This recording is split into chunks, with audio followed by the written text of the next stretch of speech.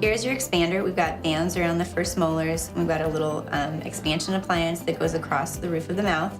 So this is our expander key. It's got a little bayonet bend, and all you're gonna do is drop it into the hole until it clicks into place, and you push towards the back of the mouth until the next hole comes up, and you tease it out.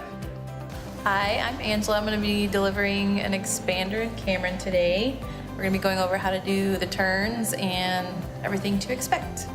So this is the expander. It's gonna go in the roof of the mouth. Go ahead and tilt your chin all the way up towards the ceiling. Good. This goes right here, back around these back. Perfect. So next we're gonna mix up some glue and cement it in.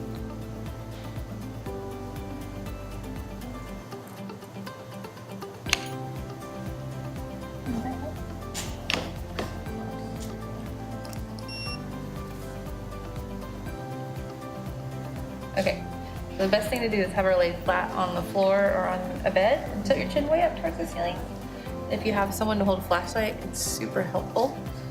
Open bait for me, but you see the arrows are pointing towards the back of the mouth. There's one on each side of the hole.